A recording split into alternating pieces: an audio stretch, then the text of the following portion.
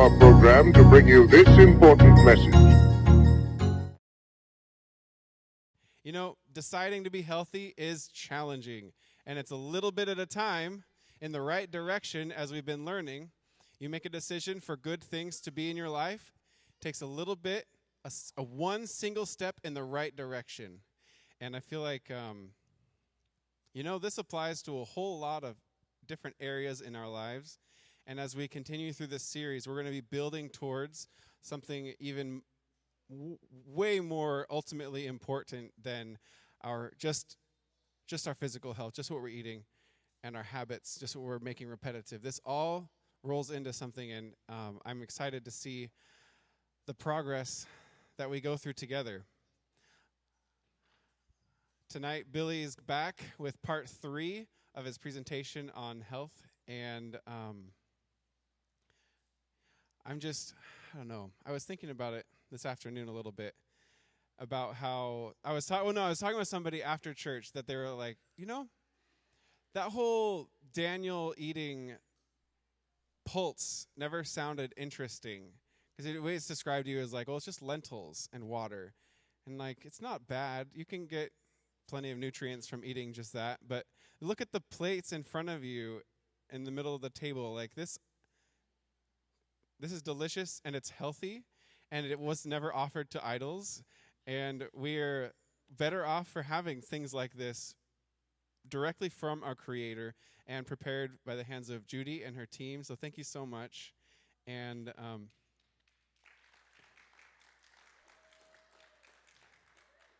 it doesn't have to be complicated. Being healthy doesn't have to be complicated, but I feel like we want to jump in and be a certain way when it wasn't one big decision that got us to where we are now.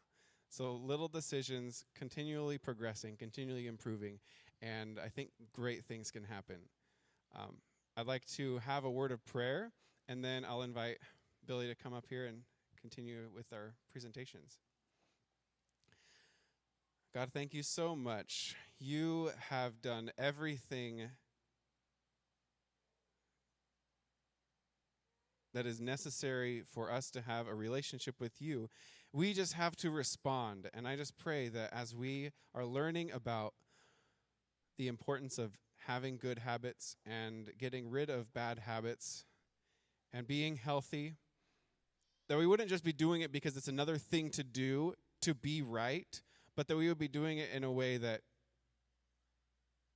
brings glory to you and that empowers us to serve the people that we are near and to serve you. We thank you for the opportunity for second chances, for new days, new starts. But I also pray for the courage to continue something. You promised that the one who began a good work in us will continue. You won't stop and take a break and then get back to it, but you continue it. And I just thank you for that. Thank you for not giving up on us. And thank you for calling us yours and inviting us to be part of the great work that you are doing in this community and here on this earth. We love you so much, and we thank you for the gifts you give us. Amen.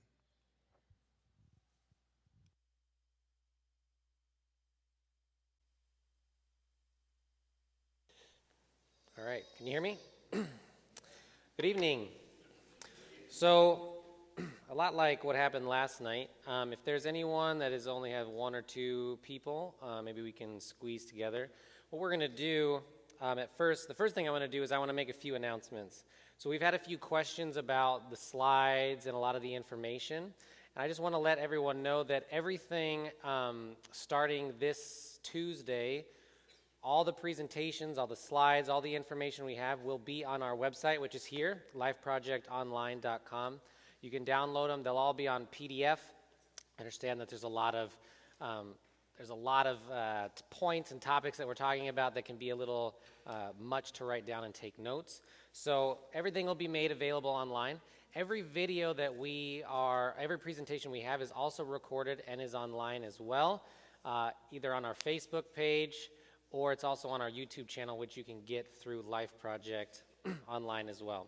And the last announcement I'd like to make is just a praise. I've had multiple people come up to me and show me magazines that they bought because it's a mindfulness magazine. They're focusing on their health. Habit magazines, showing me articles about habits and ways that they can improve their life. And I just want to say that God is working here in this group of people. This room is full every night, and we just are so grateful for everything that the Lord is providing, that Niles Church and Pastor Daryl has allowed us to use this space.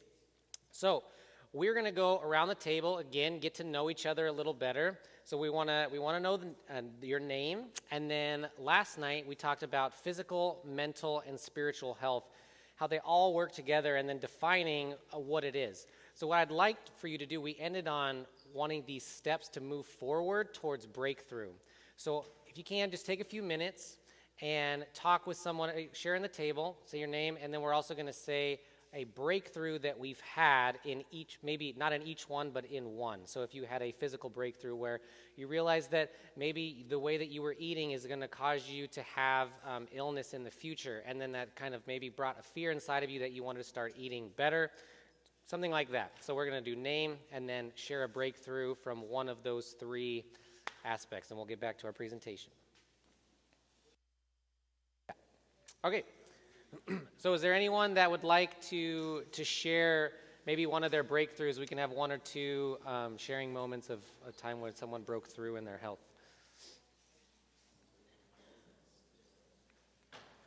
Yeah. Because I don't make enough time sometimes in the morning for morning devotional, every time I leave the house now, it goes with me. So if I have a few minutes, I can always read. Okay. So Chris, if he doesn't do his morning devotional, he takes his Bible with him, allows him to have the opportunity to have devotion wherever he's at. That's great. Anybody else? One more? All right. I'll share one of mine later in just a few minutes. So this morning, during our worship service, we ended in Daniel 10, talking about, do not be afraid, Daniel, since the first day that you set your mind to gain understanding and to humble yourself before your God, your words were heard, and I have come in response to them. So when we set our minds to gain understanding and to humble ourselves before our God, our words are heard by God, and he can come to our rescue.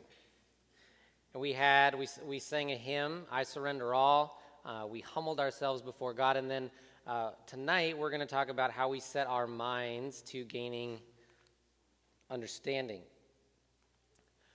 So last night, as I said, we broke down physical, mental, and spiritual. And what we did when we broke down those things, if anyone can remember, we actually went over the what, the how, and the why. Each one is important. So why does it seem so difficult sometimes for us to be able to be mentally, physically, or spiritually healthy? Maybe a better question would be, why does it seem like other people find it so easy to find health in these areas? So in 2011, a man named Simon Sinek came up with what he calls the golden circle. And there's a pattern in which the world works that completely goes in the opposite direction of the way that we are taught and currently think. Every single person in this room knows what we do. There's some of us, probably a majority of us, know how we do it, but there's a few of us that know exactly why we do everything that we do. And by the why, I'm saying, what's your purpose? What's your cause? What's your belief? Why do you get out of bed every morning? As a result, the way that we think, we act, the way we communicate, the way we do things like business, marketing, relationships, and health are all go from the outside in. And it's pretty obvious we're going to go from the most clear thing that we do in life to the fuzziest, right? We're going to be able to explain what we do, but we may not know why we do it, so we tend not to focus on it. But the people who have the greatest impact in their lives and on others act and communicate from the inside out. And I'd like to give you an example. Apple. So if any of you know the Apple-Android debate, Seth Gaskin and I have it pretty much every day. If you have an Apple, You love the Apple. And not only do you love your phone, you have a computer and an iPad and a watch, and basically everything that they make, you end up buying. Why? Let's look at Apple's core values. We believe that we are on the face of the earth to make great products. We believe in the simple, not the complex. We believe that we need to own and control the primary technologies behind the products we make. We participate only in markets where we can make a significant contribution. We believe in saying no to thousands of projects so that we can really focus on the few that are truly important and meaningful to us. We believe in deep collaboration and cross-pollination of our groups, which allow us to innovate in a way that others can't. We don't settle for anything less than excellence in every group in the company, and we have the self-honesty to admit when we're wrong and the courage to change. It's pretty inspiring stuff. How about Dell? Have you bought a Dell watch before? No. There's a reason for that, and I'm going to show you why. Listen to their core values. We believe, sounds the same as Apple, right? That our relationships with customers are the ultimate differentiator and the foundation for our success. That's fine. We believe in and value our people. We perform better, are smarter, and have more fun working as a team than as individuals. We believe our ability to innovate and cultivate breakthrough thinking is an engine for growth, success, and progress. We believe in being accountable to an acceptable standard and excellence in performance. We believe integrity must always govern our fierce desire to win. Now, it sounds the same, but would you ever buy a phone from a computer company like Dell? No, you wouldn't. But you do it with Apple. Apple's a computer company. But what they do, in their belief statements, everything they do cuts to the core of why they exist. So they tell you, this is why we're here, to strive for excellence, to be simple and satisfying, and then what you're going to do is you're going to buy their computer. And then they're going to come out with maybe an iPad, and you're going to buy that too. And then they'll come out with the watch, and you're going to buy that as well. And you'll buy anything they make because they cut here and they work from the why, they work inside out. Simon Sinek in his book says, what you do simply proves what you believe. And I think that that's incredibly an accurate statement. The things that we do are proof of what we believe. Now, something that's so incredible about this concept and this pattern is that it's actually biological. So if you look and take a cross-section of the human brain, it's going to be broken down into 3 parts. And those 3 parts are going to correspond exactly with his circle. Our neocortex corresponds with the what level. So the neocortex is responsible for all of our rational and analytical thought and language. And the middle 2 sections make up our limbic system, which is broken down into our survival brain and our emotional brain. The limbic system is what is responsible for all our feelings like trust, loyalty. It's also responsible for all human behavior, all decision making, and it has no capacity for language. Now, interestingly enough, it's also biblical. We went through it this morning. I didn't tell you, but we went through it today. The rich young ruler. If you look in Matthew 19, he says, just then a man came up to Jesus and asked, "Teacher, what good thing must I do to get eternal life?" Jesus tells him all the you shall nots, that's the how. But then he replies back, what do I still lack? You see, the rich young ruler is focused on the what because his why is in his earthly treasure. So he wants to know what does he need to do. Jesus tells him how to get it, but he can't do it because he's working from the outside in. Daniel, as we saw in many different ways today, points from the inside out. Daniel is focused. We said he was craving his creation and craving his creator. So he works from the inside out. Every single thing that Daniel did was focused on the end. We have a slogan for our life meeting, and it's called people that are focused, or I can't remember the exact, it's people focused on heaven but doing earthly good. So my question for you is which way do your arrows point? So what I'd like you to do on your piece of paper, I want you to draw 3 circles.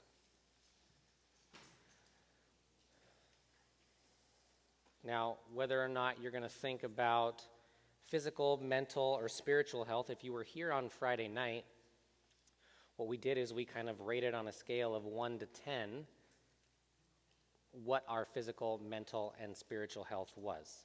So my suggestion would be maybe focus on the one that had the lowest score. I'll show you mine here in a second. But what we want to do is just see, really take a step back and see how are we approaching something that we're struggling with. Are we approaching it from the outside in? Or are we going to approach it, or are we approaching it from the inside out? So here's mine. Obviously, yesterday, my physical score was a 4. I have a lot of work to do. But I want to explain to you why I'm putting my arrow that way, just as a sign of vulnerability, so that when we do have our discussion, we can all be vulnerable with each other as well. So for me, as I said, in January, I started a progress where I ended up losing 25 pounds, which is amazing, right? But here was my what. I wanted to lose as much weight as possible, as quickly as possible. And I found through my research that the ketogenic diet was the way to do that. The reason why is, I don't have to get into it, but I studied and studied and studied, asked my wife, I spent multiple weeks trying to figure out how to do this. The problem was, my why is because I was self-conscious. I was allowing things in my brain, maybe the way that I looked in a shirt in a particular picture, maybe the way I had to throw away 2 pairs of pants because I couldn't fit them anymore, right? My why was built on things that Satan was telling me that I was wrong. I didn't give credit to what we talked about this morning when we said that we and I and you are fearfully and wonderfully made by God. Right now, yesterday, tomorrow, next week. But the problem is that I currently still have today, this arrow is an accurate portrayal of where I am today, right now, is that I focus too much on the what. I focus too much on the end goal, which is why we redefined health as a positive progress in the right direction towards breakthrough in any one of the areas that we're struggling with. So how do you bridge that gap? How do you bridge the gap of going from the what and slowly turning the arrow around to the why? Well, for me personally, when I started doing this concept that I'm going to share with you guys today, it has started to turn that arrow for me. And it's called SEEDS. Has anyone heard of it? Yeah, a few people. So what SEEDS is it's an acronym, and apparently today is acronym day for Billy. So we're going to go through each one, and I'm going to ask why, because that's what's important. Why is this important in our lives? And then I'll give you some of my answers. So the first S is social contact. So let me ask you guys, why do you think that social contact is important in our lives to be healthy?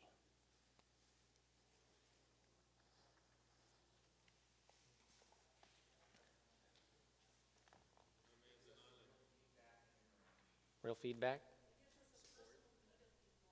Personal need of belonging, Daryl?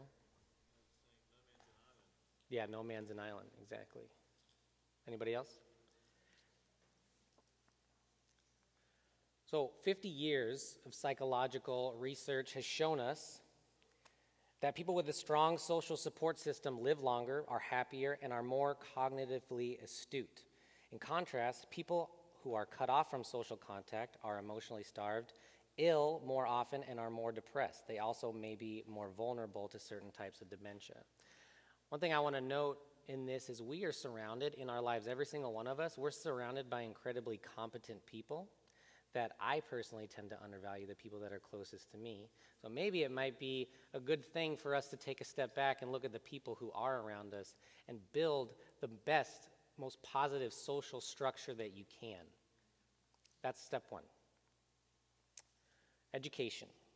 So tell me, why do you think education is important? And I'm not just talking about here being at the school at NAS, why educating our children is important. That's obviously important. But why, if you're 33 years old like I am, is it important to continue education in our lives?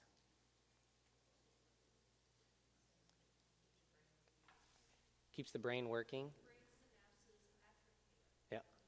Atrophy. Yep. Keeps you humble. Yeah, it really does.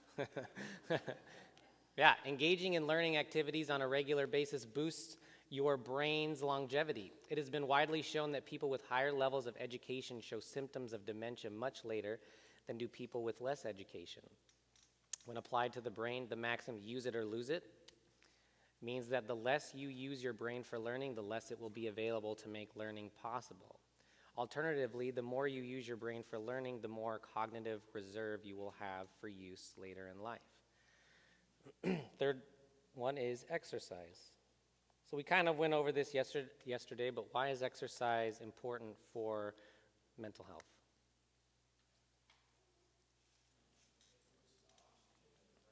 Yeah, scientifically, oxygen to the brain.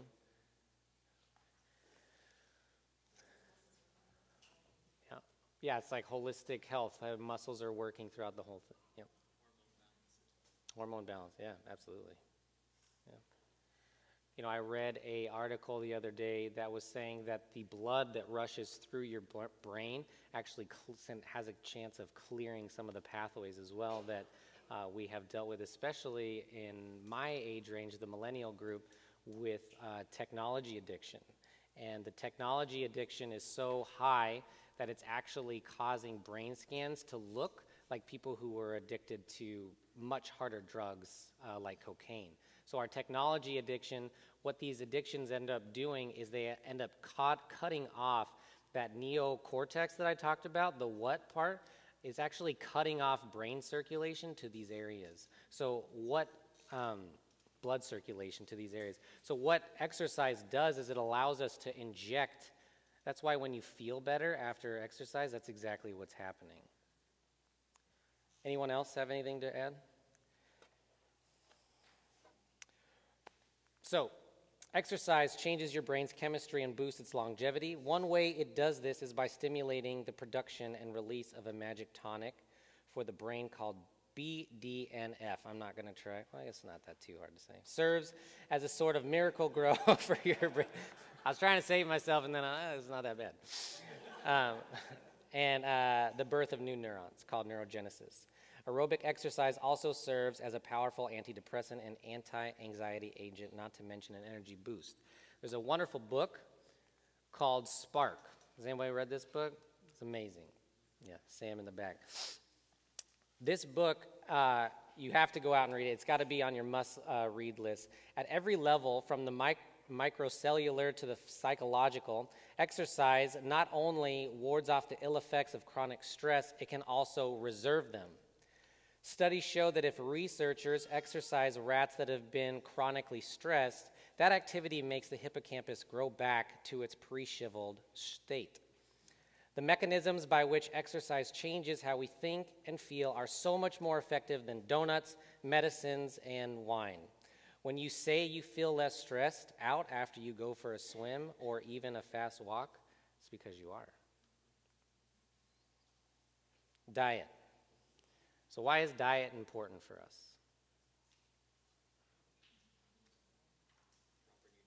Proper nutrition, yeah. Does it make you feel better when you eat better? Yeah.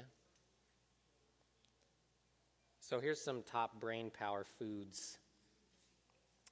Water, almonds, oranges, blueberries, strawberries, blackberries, pecans, dark chocolate, and tea. Also a lot of leafy greens as well. What you eat can determine whether your brain is capable of learning and producing positive emotions. A balanced diet forms the foundation for generating the cornucopia of neurotransmitters.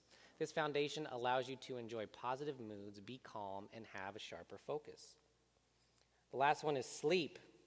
This one, to me, I think is the most important out of all of them, personally. So why is sleep important for us?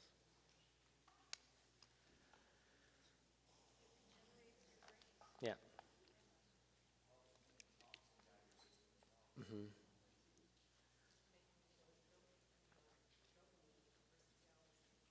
Yeah, dopamine, yeah, chemically. Yeah, yeah, yeah. So most people don't know that the amount and quality of sleep has a major effect on how their brain functions over the long term.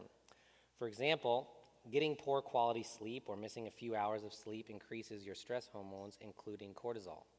Higher levels of cortisol affect your prefrontal cortex. That's what I was just talking about earlier. You are less able to focus, make clear decisions, and remember what you are attempting to learn. Also, higher levels of cortisol are corrosive to your brain and are associated with atrophy in the hippocampus, the area critical for laying down new memories. So, we've gone over them all. Social contact, education, exercise, diet, and sleep. Now, one thing I want to share with everyone is we're giving principles here, right? We're not giving specific things that you can go out and do and follow, and all of a sudden you're going to be healthy. But what we ultimately believe at Life Project is that we need to bring awareness to these things in our life that we're neglecting. We're bringing John 10:10. Jesus came not only for us to have life, but for us to live it abundantly. And we tend to focus too much on the end and not what's going on right now. It's great to be focused on heaven. We're going to be great people. We're great people when we're focused on heaven because Jesus is a wonderful example to us. But what we're here for and what Life Project is for is just to create a little bit of awareness, bring principles that we can all come together as a community and apply it specifically to our situations. So I can't tell you get 7 hours, get 9 hours of sleep because your schedule and what you do best on is important. But we need to focus on the fact that we have to start looking at how we sleep. We have to start looking at how we eat because we have to be healthy people to go through and carry out the mission that Christ gave us. So with all of this, how do I add this to my already busy life? We need to focus on alignment over addition. Sometimes when we give a principle or some new thing, habits, health, we get so caught up in the fact that we don't have time to do anything. I use that excuse all the time, that I don't have time to do this. I don't have time to cook. I don't have time to read my Bible more. I don't have time to do any of that. And so what I'm going to suggest is we use this thing called creating margin in our lives. If any of you have read a book, when you open the book, you'll see that there are nice margins on each side of the book. If you ever bought a book and the margin was completely stacked full of letters and it was just a big jumble in front of you, would you want to read the book? No, because it looks terrible. Now, nicely enough for us, who are Adventists here, we have the Sabbath that gives us a margin throughout our week. But the problem is, what we end up doing is we go unmargin the whole 6 days, go crazy, and then when we get to Sabbath, all we can do is nothing. So we need to create margin in our lives in our day as well. And the best way to do that is by alignment, not addition. So margin is the space between our load and our limits. It's the amount allowed beyond that which is needed. It is something held in reserve for contingencies or unanticipated situations. Margin is the gap between rest and exhaustion, the space between breathing freely and suffocating. We don't want to be underachievers, heaven forbid, so we fill our schedules uncritically. Options are as attractive as they are numerous, and we overbook. Many people commit to 120% life and wonder why the burden feels so heavy. It is rare to see a life pre-scheduled to only 80%, leaving a margin for responding to the unexpected that God sends our way. So as an example of alignment over addition is, say we wanted to focus on eating healthy, but we also want to build positive social structures, so the social contact and then our diet as well. So something that my wife and I have been doing is to get both of those things. We cook healthy meals with the people that we love. 2 things, 1 action. Super easy. Things like that. We can take all the seeds that we give you, and there's going to be additional information given out tonight on seeds, but what we're trying to do is make sure that we accomplish these things together and not look at, oh, I have to make sure I have all my friends. I have to make sure that I'm constantly reading to make sure my brain is healthy. I need to make sure that I'm constantly exercising. I need to make sure that I'm constantly eating well. You can do all those things together. So, as I mentioned before, I really want to focus on this definition, that health is a state of positive progression towards physical, mental, and spiritual well-being, breakthrough, and not merely the absence of disease or infirmity in any of these aspects. This positive progression.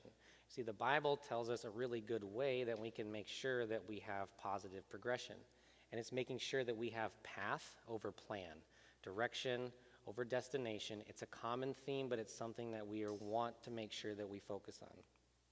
Proverbs 3:6 tells us, in all your ways acknowledge him, and he will make your paths straight. When we bring God into our lives, and we bring God into all the seeds that maybe we're going to start planting in our lives, he will make sure that our path is straight. And we don't have to worry about the plan, because he has it.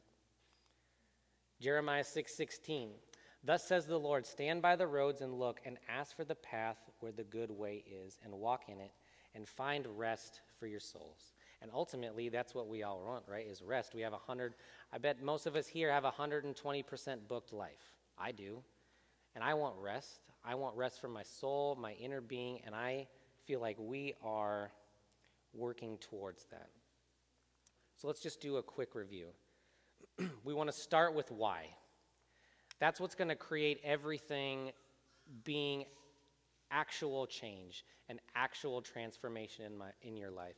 I can tell myself that I want to lose weight as fast as possible, and that's what I'm looking for, and I know how to do it. But it doesn't change who I am as a person. I'm not going to be fundamentally different for the rest of my life. Once I find the why in my life, and I'm searching for it. Seth said this last week. Seth Bussey said this last week. This journey, life project, it's a journey of discovery, and we're all on it together. And we all want to be open and vulnerable with each one of you so we can all support each other. Seeds, social contact, education, exercise, diet, and sleep. Create margin in our lives and focus on the path over plan. And when we focus on the path, we're focusing on God, because whether or not we're going straight or not, he can fix us. Amen? So, we are going to have discussion time now. And I really would encourage you to not think about the principles and necessarily that I'm not telling you specifically what to do in your lives, but I really want you to look at the questions and see how you can apply it specifically to who you are, because the only way we're going to find our why is when we can be vulnerable with ourselves. We don't have to be too vulnerable with people, but with ourselves to create real change.